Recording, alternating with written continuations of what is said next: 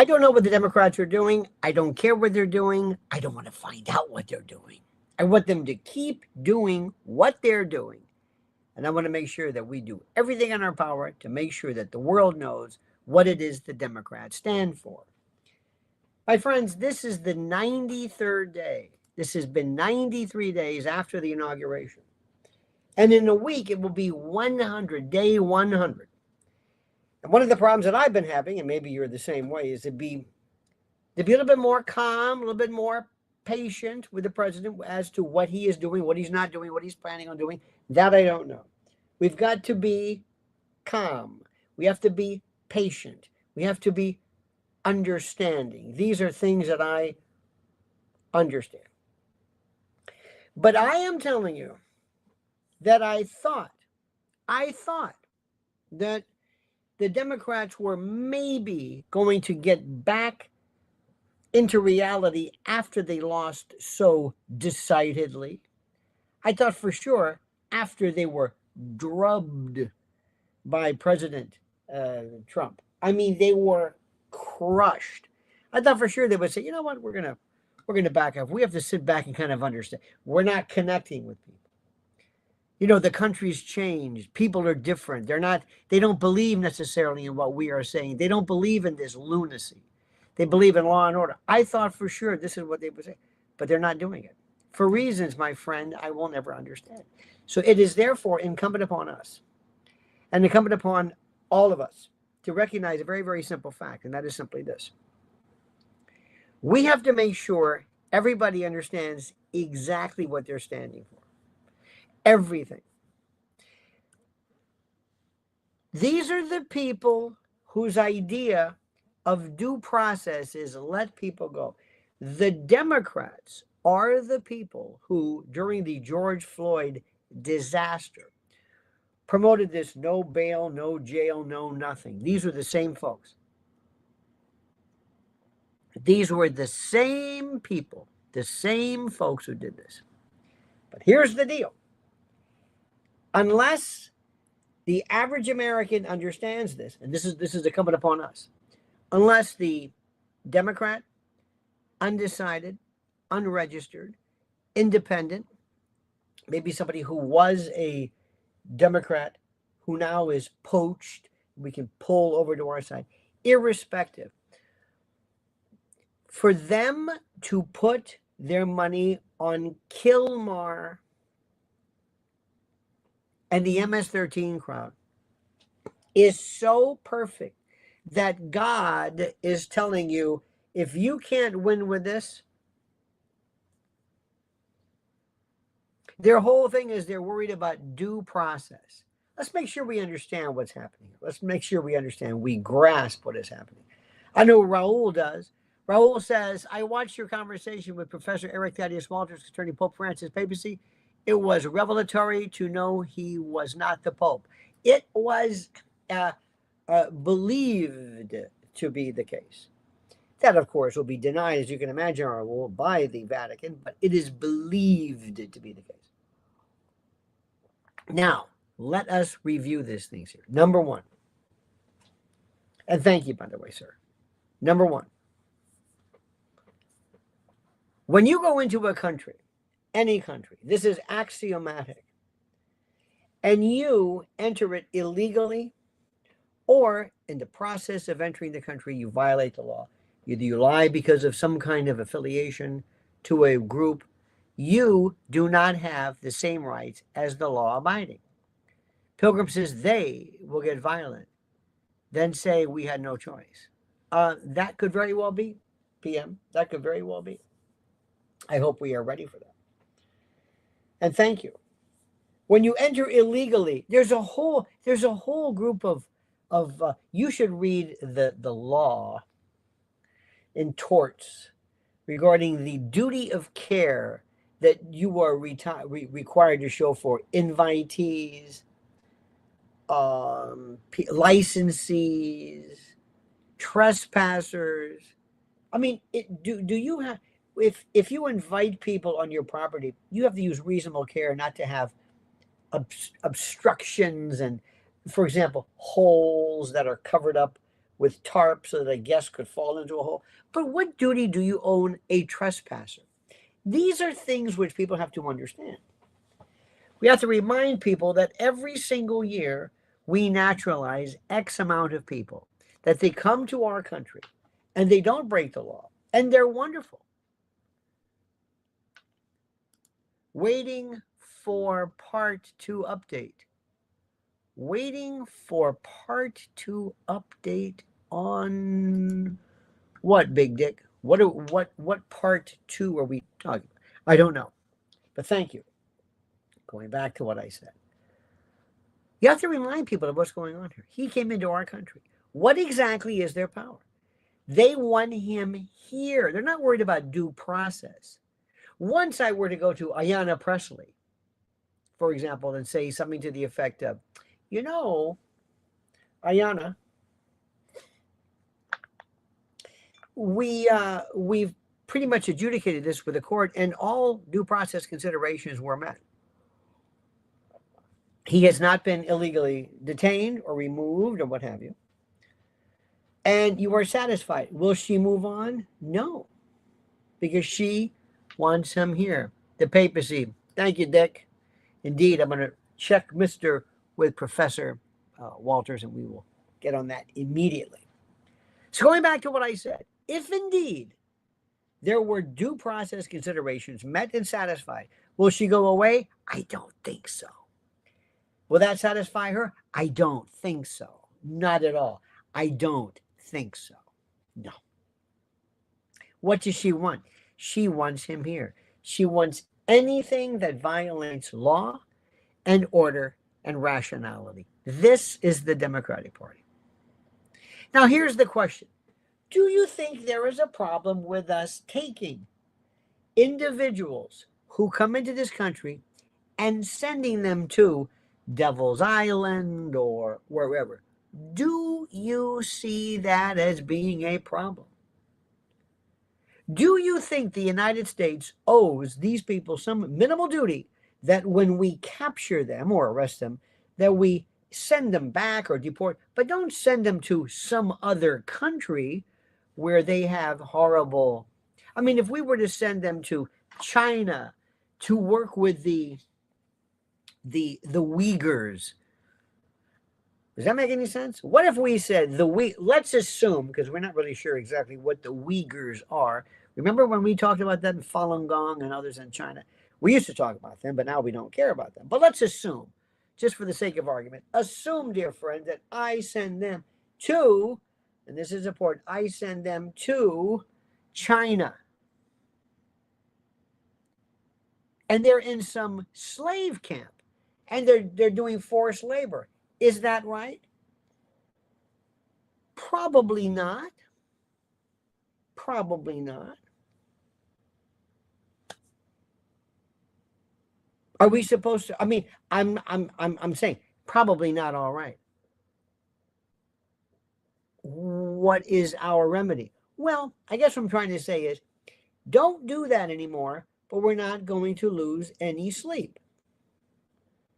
I want there to be a very, very simple rule in this country, the same way I would expect in any other country.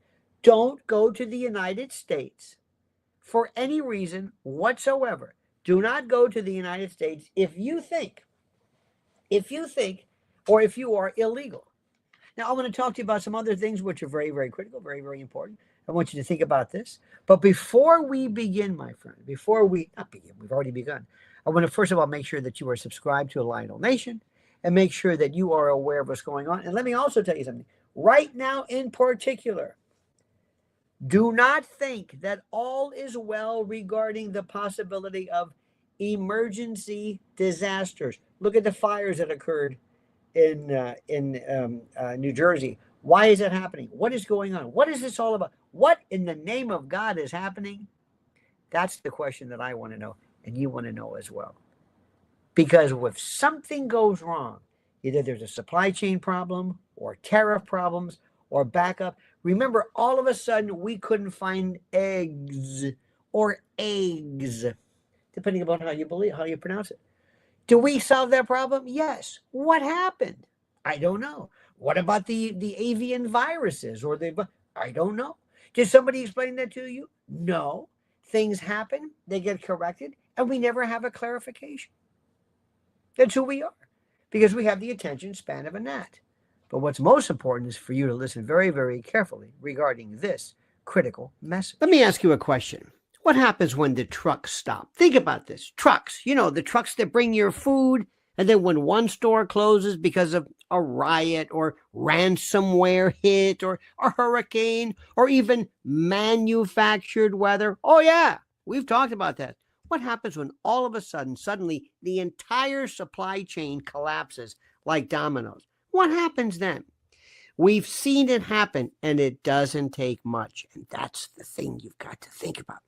A trucker strike, a cyber attack, some EMP, some Carrington class disaster, a city shut down by violence. It only takes one spark for shelves to go empty fast. And when that happens, and when that moment hits, you either have what you need or you don't.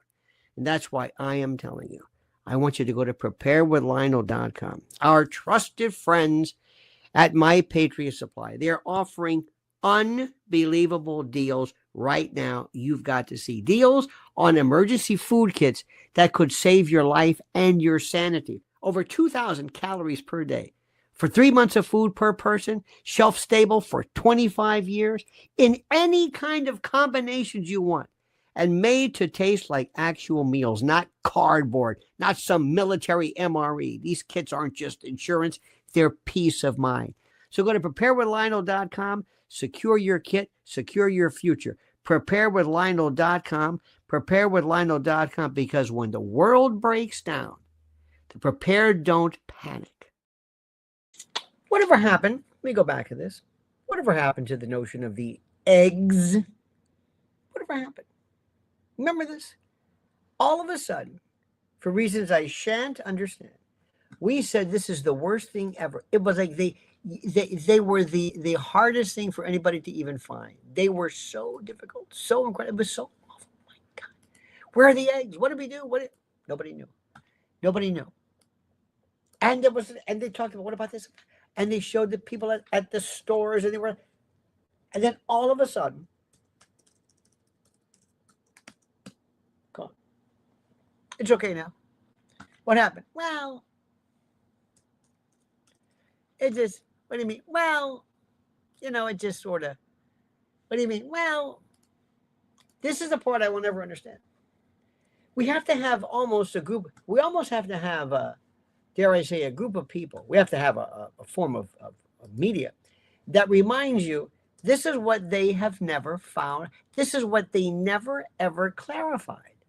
They never clarified. They never, ever, ever said, this is what happened.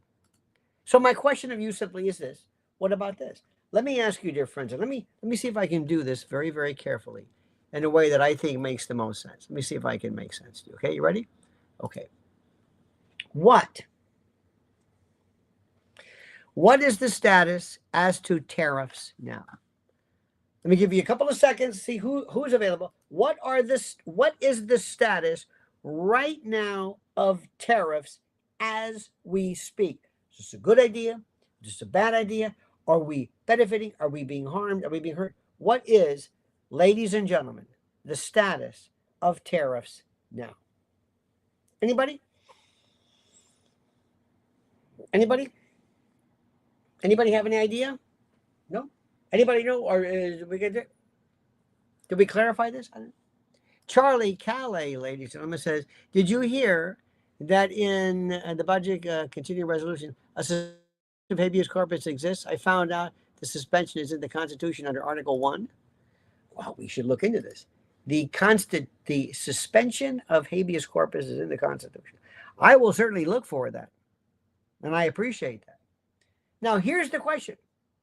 What is the status? Thank you, Charlie. What is the status regarding the tariffs? We were told this was going to be the end of civilization as we know it. We were that President Trump risks the country, risks the economy, risks everything if he remains or sticks with this ridiculous, stupid lunacy called the tariffs. Remember that? What happened? I don't know. It just went away. Lori Cuck, ladies and gentlemen, says, your walkabouts in New York City was great. Eric blew my mind. He's so smart, better off with tariffs, in my opinion. Thank you. By the way, we're doing the walkabouts. I'm going to do some more later. I think you really enjoyed this. I'm going to do this again. I think people like it. I think we're going to go up the Hudson River, show you some stuff. I think it's fun. I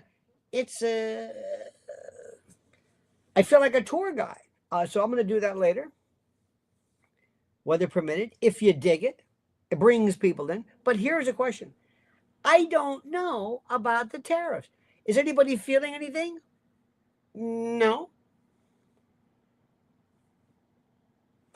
Anybody? No.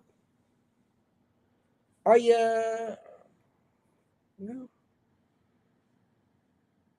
See, this is what I'm saying. And this is the best one. Claudie, by the way, who was yelling, says, I don't know what the status of the tariffs right now have been. I have been noticing as countries are battling each other's tariffs, like China versus Thailand tariffs. Well, but battling how much? I hate to keep giving you this expression, but here's the thing. I will tell you what Americans believe. Americans don't give a shit about tariffs unless it hurts them. Eggs, gas prices, something they can say, hey, that's the way it works. Short of that, it doesn't matter. NPC says they're bringing negotiations to the table. I guess they are. That's what they say they are. I think that's what they're doing. I don't know if that's what they're doing. I guess that's what they're doing. I don't know what to tell you. You see, Americans, and I know this, don't, and please, I don't mean to be scatological, but the expression is they don't give a shit. Have you noticed it? Take a shit, give a shit, make a shit. This word, the introductory verb conveys a whole different story. The bottom line, my friend, is Americans don't care anything about this at all. Not in the least. Let me give you another one. This is my favorite. And I've got a friend of mine who gets very upset when I say this.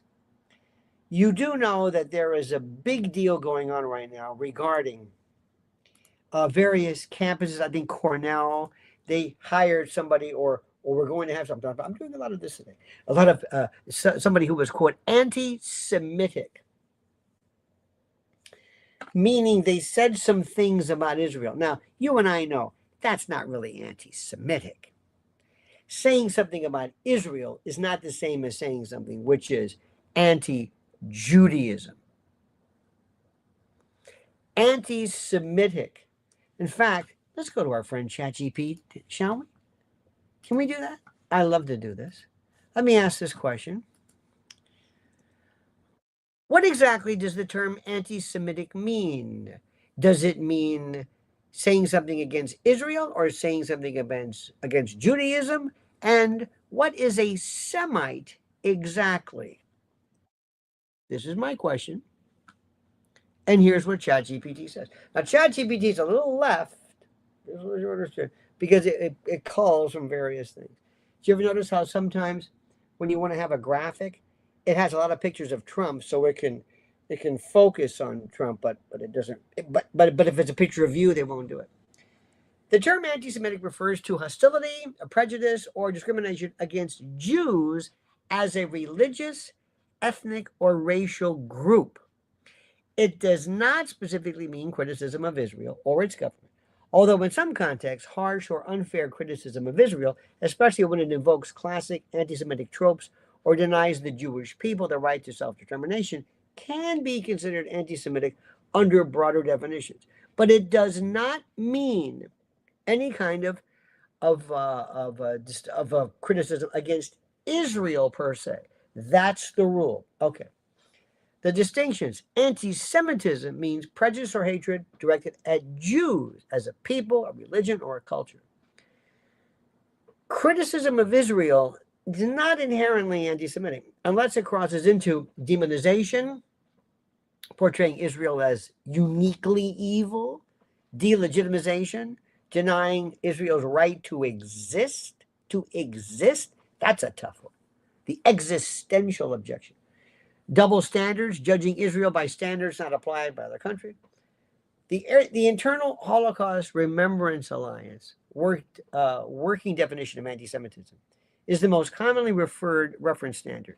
It defines anti-Semitism as a certain perception of Jews, which may be expressed as hatred towards Jews. Rhetorical and physical manifestation of anti-Semitism are directed towards Jewish or non-Jewish individuals and or their property, towards Jewish community institutions or the like.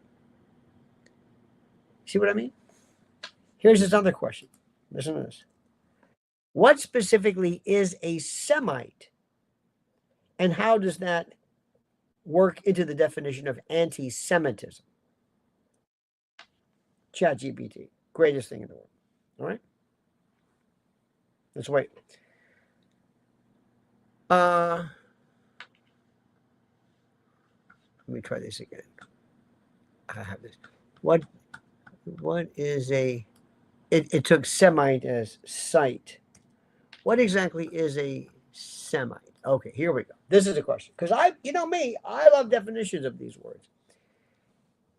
A Semite, historically, a Semite refers to a group of individuals who speak Semitic languages, which include Hebrew, Arabic, Aramaic, Amharic, which is Ethiopian, Akkadian, which is early or ancient Mesopotamia, Phoenician, and others. Okay? So ethnically or linguistically, Semites include both Jews and Arabs, among others, okay? Although Semite is a broad linguistic category, the term anti-Semitism was coined in Germany in the 19th century by political ideologue Wilhelm Marr. He used it specifically to describe a modern racial or cultural hostility towards Jews, not towards all Semitic people. So the word, I've never understood this because Gerald Salenti and others were arguing that the word Semite, that certain, like an Ashkenazi Jew isn't Semitic because they're European. The word sounds like it should apply to all Semites, but it always refers, it has always referred exclusively to Jews. So over time, anti-Semitism became the global understood term for hatred, discrimination, or prejudice against Jews. So linguistically, it's a bit misleading. Now, what I just said to you right now, what I just read to you, what I just wrote, most of you was, I hope would say, oh, that's interesting, because I love, as you know, specifically denoting and specifying when language applies. What is the language? What are we saying? What does this word mean? How does this thing work? By the way, Pilgrim says Xi Jinping went to Vietnam and then they bought F-16s. Okay, thank you. Thank you for that. So here's my question. Americans couldn't care less about this stuff. Americans. You might care about it. We might care about it. Certain aspects of the left, Katie Halper, and I was listening to this. They, oh my God, Finkelstein and this, and Rabbi Shmuley and Dave Smith, and this and this, and Piers Morgan, and they're talking about this and Douglas Murray and Joe Rogan. I'm not telling you it's not. It's a fascinating subject. America doesn't give a shit one way or the other about it. Doesn't care. Let me tell you the way Americans think about this. Americans say, look, these people in the Middle East, Arabs, Jews, they've been fighting each other. They're always going to fight. What are you going to do about this? It's not, that's the way Americans think. That's the way Americans think.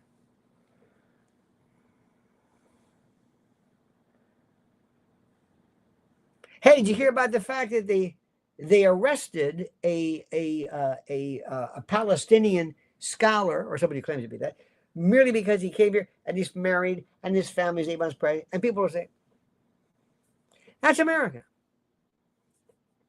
If you can cross that blood-brain barrier, then you're onto something. See, my job as a political theorist, political scientist, so to speak, I want to get you across that river Styx, across that Maginot Line, across the Rubicon. How do I go from the blood-brain barrier, the firewall, How do I go from to that really matters?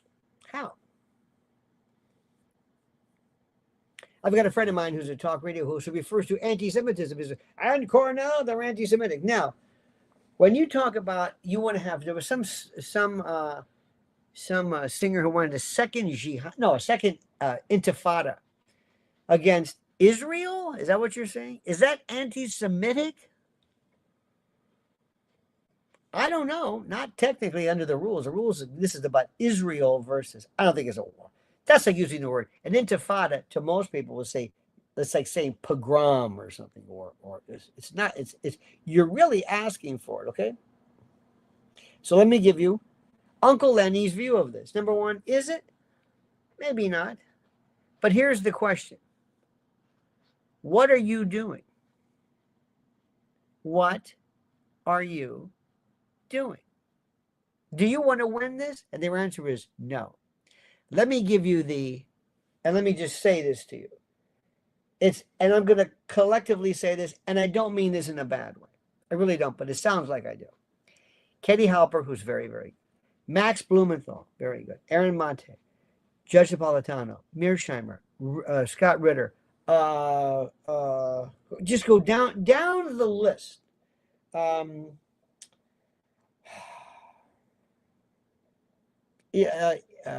Ilan Pape, just everybody. Okay. They are telling you this isn't about anything you understand. They believe absolutely that what Israel is doing is they are committing genocide. Americans like this. Nobody's talking about this. Now, when I say nobody, I mean nobody. Yeah, there's a few. Not anybody I know. When I say that, not the people in the street. Gas prices, they would be. Eggs, they would be. Tariffs? Nope. Israel? Nope. Here's what I don't understand. If I went and I said, let's say the Palestinian folks said, we want to hire you. Okay. And I want you to help us with our public relations. All right. What would you do? You want to hear what I have to say? Yeah, what would you have to do? Okay. Let me explain this. First of all, you got to get the right spokesman. Take off the keffiyeh, you know that. Take off this stuff because they look at it and they say Arafat and all this kind of stuff. Get Americans who look like Americans, grandmothers. We saw this during Vietnam, and have them explain just pictures. Do not say genocide. Do not say that word. When you say genocide to people, they think of World War II. They think of Hitler. They think of whatever. You're picking the wrong word. Yeah, but the ICC. I don't care what the ICC. Do you want to win this or don't you? They don't care. Their thing is, damn it, we're right. We don't care what you have to say. Okay. You need to get people who are priests and regular people who are very, very nice, who say calmly, and this has always been my way of doing it. This is how I would start off everything. Let me show you something. This is what's going on in Gaza. Show a picture of something so horrific and don't explain anything. This was taken on October. Here's another picture. That's what's going on. To which the Israelis would say, let me show you our picture. This is October the 7th. This is what Hamas did. Don't tell people what they are to believe. Show them. Charlie Calais says, habeas corpus Article 1, Section 9 can be suspended in case of rebellion or invasion. Trump declared the illegals an invasion. Yeah. I don't think he's going to be, he might be suspending habeas corpus for that. By the way, habeas corpus is not necessarily what you mean. That means, I think, kind of a due process consideration to question the legality of the confinement. I don't think somehow there's going to be no more, probable cause hearings in county jails. But that is fascinating. Make the Green says, my super chat is below. My super chat is below. Wait a minute, what's going on here? Big Dick says, my super chat is below. My super chat is below. My super chat. I don't know what that means. My super chat is below. I don't know what that means. But thank you. My super chat is below. I don't know what that means. But it sounds interesting. Thank you. Some of your, you're so wonderful in terms of making me always wonder, what do they mean by this? Your language is so fascinating, and I thank you for that. Let's go back to what I was saying. Do you want to win this thing? Do you want to win? Here's a question. You're going to kill more? Kill more, the MS-13? Show me Lake and Riley or somebody. Show me a death. Have you seen a murder picture before? You ever seen one? You ever seen a crime scene? Have you? Most people haven't, and I don't think you should. It's really something. I like to say, here's Lake and Riley. This is what she looked like when they found her. This is what they see when they came upon her. This is after the animals got a hold of her, whatever the particular story is. And you speak very, very, very, very, very, you speak very calmly, very,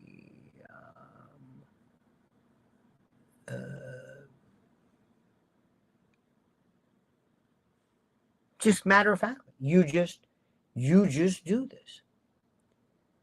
You just do this in a very straightforward way. This is what she is.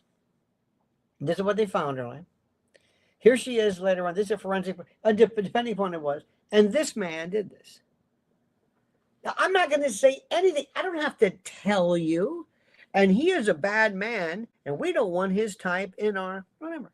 In the case of Israel or Palestine, depending upon who gets there first, you want to say that the other side is a savage, or they're brutal, or they're inhuman, or whatever it is. This is what you do. You just let them do this. During Vietnam, when we changed our collective opinion, is when you had grandmothers and people who came about and who were absolutely incredible when it came to just pointing out what's going on. It wasn't long-haired types. It wasn't Stephen Stills. It wasn't, David Crosby. Pilgrim says, I wonder what Judge Walter Heinrich would say. Buzzy Heinrich, one of the best ever, I do not know. And his father, the high sheriff, was a wonderful man. I loved him. You just see him at Spanish Park, and you're bringing up some great. Remember Judge Graybill, call him the Riddler. Graybill, Judge Gilbert was wonderful. Judge Manny Menendez, Figueroa, wonderful. Known him for years. Hanging Harry Coe was my guy. That was my absolute favorite. Loved him. Judge Alvarez, Vince Giglio, go down the list. All right, back to this. Let me explain something to you. I want to convince you of something. I want you. All you have to do, show somebody something. Do me a favor. Show somebody Building 7. That. Did you ever see this? No. Let me show you something. This is Building 7. WTC 7. Called it the Harriman brothers. I think the famous BBC. This was. You probably didn't know this. This was Building 7. Did you remember Building 7? So I don't remember. And by the way, never make people feel stupid. You probably say, you never heard of that, did you? You didn't know about that, did you? People love to do that all the time, especially people in our group. You don't know about geoengineering, do you? You don't know about Bilderberg. You don't know about Operation Paperclip, do you? Don't do that. Just say, this is something. I know I was surprised. This was 5:20 p.m. on that day. I don't remember anybody in the news bringing it up. Have you? I don't remember. To this day, going on 24 years later, I still haven't heard this building. And you know what also amazed me? Remember, not amazed me. So it's like, I am with you on this. Don't feel stupid. I didn't even know it wasn't even hit by anything. That was something. That was really, I mean, that just kind of, wow. I didn't know that. That kind of was like, geez, I found that kind of shocking in a very strange way. I knew nothing about that. So what have I said? You're saying I'm taking one for the team. I'm showing my own credulity, not you. I didn't know this. I thought to myself, that's kind of a weird thing not to let out, especially when buildings were falling. And did you know what amazed me? Nothing even hit this building. Nothing. I think they said it was fire. Maybe fire from carpet or build, I don't know, or the debris. It took some of the debris. I always thought those buildings were built stronger than that. What you're doing is you're letting this person say, wow, you're not making him feel stupid. And you're not letting him fight back. You're not letting him question you. So this is the way you do it. And I would ask somebody a very simple question. I would ask your Democratic friends, do you think there should be any restriction on people just coming to our country and just staying here? Do you think so? You know, when you go to another country, you go to an airport and you got to stop, you go to customs and they take your passport. You think we should just eliminate that? What are your thoughts on that? Let them speak. Don't interrupt them. Let them hear. Let them realize, I don't know what I'm talking about. I don't know what I'm saying. That's what you want to do. I don't know what I'm saying. I never thought about this. Let them say that. Let them say that. Now, depending upon going back to Israel, or if you want to not support but promote the pro-Israel I hate to say it, anti-Palestinian, just ask this, show them the drum beats, the violence, Jewish people being threatened, highlight that. But don't highlight it and say, what about that? Ask them calmly, what do you think about that? Let people do the heavy lifting for you. Let people do that. Let people do it. When you're arguing a case, let the jury do it. Give them the information and say, you're the boss. Respect their ability. You see, what I'm trying to tell you is that we need to get the word out to people. And we need to get the word out that the Democrats are evil. And whatever your particular position is, the Democrats are evil. And if we don't do something about this, we're going to have hell to pay. And this is Laken Riley. This is the picture they show you. This is very nice, very sweet, very beautiful young lady. But this is the picture I want you to remember. This was her. This is how she left this world. This is how she left. Remember when you went to, let's say, to a funeral home and you saw maybe a relative, and you always thought, isn't she? You know, there's a certain dignity that accompanies people leaving this world. Music or lights or makeup, or you want to obviously showing respect.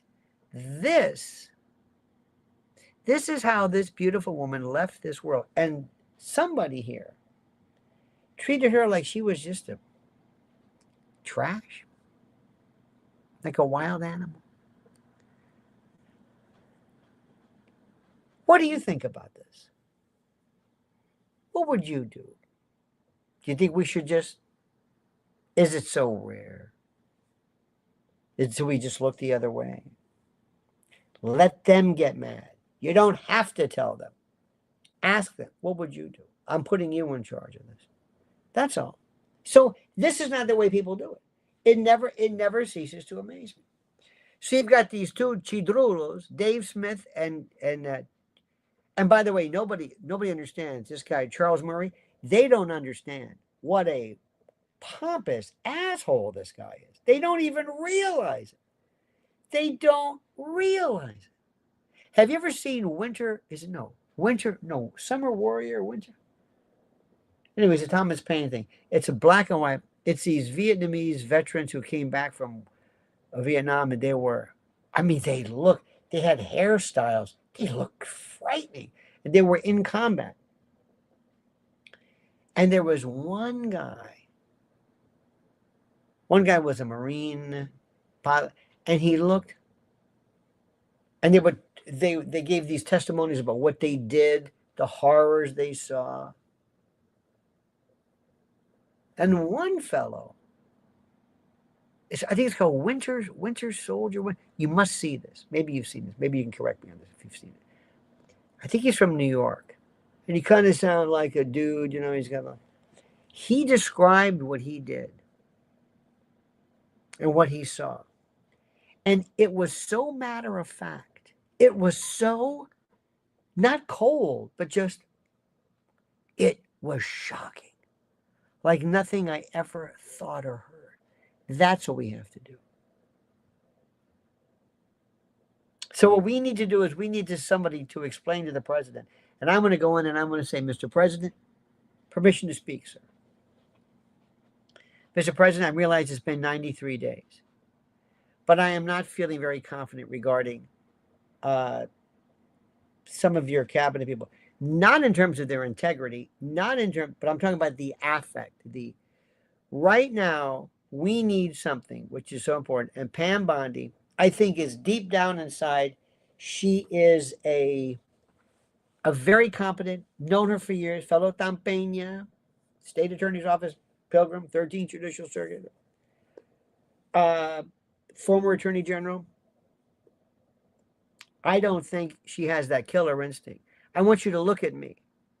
And let me tell you why I'm so dangerous. I never want you to see how dangerous I am. Never. Why? You know what my favorite animals always were when I was a kid? The little animals, little snakes, the most poisonous, the black mamba. Oh my God, this thing was like, look at it, okay. Oh, there was a form of, what was it, stingray or something? I don't know what it was. I love camouflage animal. I think it was the anglerfish, the one that has a little worm on top of his head. It just sits there. And it looks so innocent. That's me. I love camouflage. I like the monarch versus the viceroy. I think it was the viceroy that shares the markings of the monarch, but is actually edible, but it's confusing. That's what I want. I want to go and I want to just fool you. I want to be the most unassuming thing you've ever seen. Why do you think flowers are red? Why do you think in nature? Why do you think that is? Interestingly enough, it has to do with the chances of them being attracted to pollination. Now, how bees see color, I have no idea. But there's a reason for it. Now, what I'm trying to do is I'm going to go to the president and say, you need me to do something, Mr. President. You need me to be the Department of, for example, the fellow who was in Trump Tower who spray painted the sign. You have to show him, I want him to be made an example out of. I want to get the people who keyed the Teslas. And I want you to say, holy shit, that's enough. Oh, no. The blue ring octopus, 3 inch long, you're done. Oh yeah, 3 inch, right? Give me those little tiny, scary. Look at the AIDS virus. AIDS virus is my favorite. That's what I would be. If I could be a disease, oh yeah. It turns off your radar.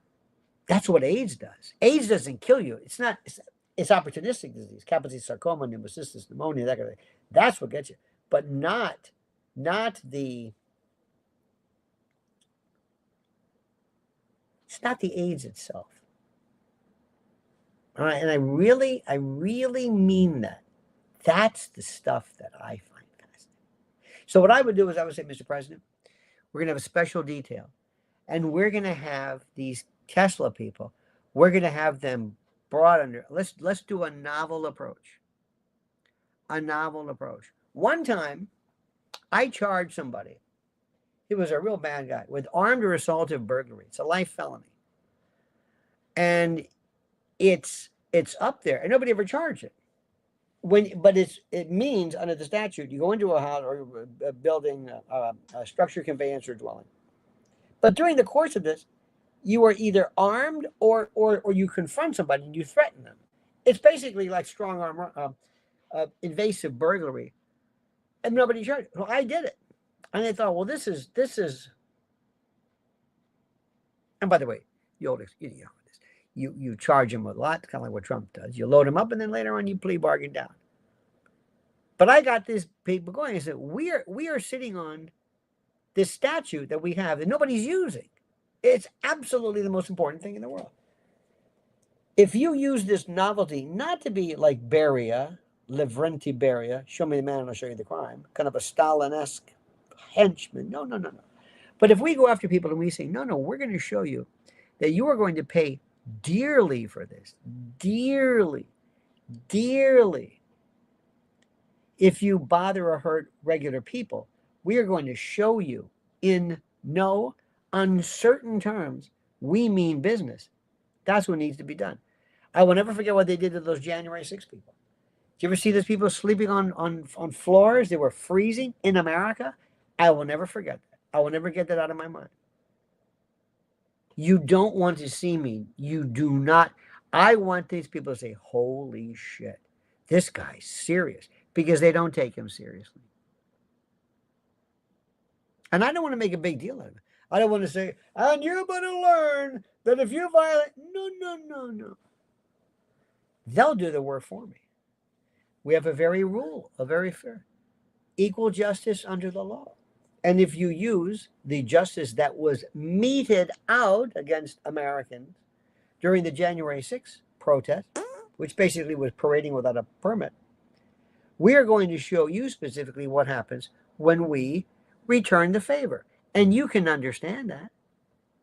You thought it was a good idea, didn't you, before, when we went after January 6 people with their insurrection and seditious conspiracy? Remember that? You thought it was a good idea, didn't you? Well, if you have people who are basically spread out and they're doing things like affecting and hurting, denying the civil rights, because what they're doing is they are going after you for daring to purchase a Tesla. This is your freedom of expression. This is the civil rights. This is federal. We're going to put an end. Don't do this in our country. And have people say, oh my God. And then the first time somebody is sentenced, we got to find a judge who can do it. First time somebody gets 20 years. And don't forget, in federal court, you do 85%. There's no parole. 85%, that's it. There's no early release. Good time. You're done. I mean, serious stuff. The last time the Republicans were ever tough was during Patriot Act days, where they remember Jose Padilla. Remember him? They got him as an enemy combatant, it was excessive. That's the way this is. Mr. President, you're not doing this. You're not doing this. I'm going to come up later tonight. I'm going to explain to you at 7 the what's going on in Russia. Nobody is explaining this. No, we're not saying going on in Russia, but regarding Russia and Ukraine, it's not being explained in the least. I heard some Fox News folks who, I'm sorry, they were so, and maybe, who might be, and I hope to God this is true, I don't think Marco Rubio really understands what's going on. I think he thinks he's a senator. He's up against Lavrov, who is the ultimate dignitary, the actual diplomat. But I've spoken too much, my friends. I've spoken too much. You know what I'm saying? I think you do. So, to my dear friends, Pilgrim Media, thank you so much. Make the dream. Big Dick from Chicago. Charlie Calais, thank you. Raul. Lori Cuck. By the way, Lori, we're going to do some more. I think it's a beautiful day. I think I might take you up and down the Hudson today. What do you say? If you like that stuff. I think it was fun. I enjoyed it. The response is terrific. So I'll do that. So keep him. And I think I'm going to do it on the Lionel Legal channel as well. Don't forget to make sure you are subscribed to Lionel Nation. Don't forget to watch that interview I did with Eric Thaddeus Walters. And did you see the one about the red light therapy? This got me. This is fascinating. Please watch that. Okay? You got that? All right. And thank you. I thank you. Look at somebody said right now. Are we still on the MS-13 topic? No. Sorry. We are not, my friends. We are not. We have changed. But thank you so much, Anthony Nick, for bringing that up. Because you know what? I changed my mind. I think I said right now very, very clearly that what I would do is I would show, for example, pictures of like Riley and others to show how these individuals who come to this country, like Kilmar, are bad people. Did you catch that, Nick? Did you catch that? Next time I'm going to say, now, Nick, I'm changing topics now, but not really. Bless your heart. I appreciate that, Nick. I appreciate that. Nothing wrong with being slow. Nothing wrong with it. Don't worry about it. It's my pleasure. I sometimes think that everybody is aware, but you remind me that is not the truth. All right, dear friends, have a great and a glorious day. Don't ever change. I mean that sincerely. And we will talk to you later. Until then, remember, my friends, the monkey's dead. The show's over. Sue you. Da-da.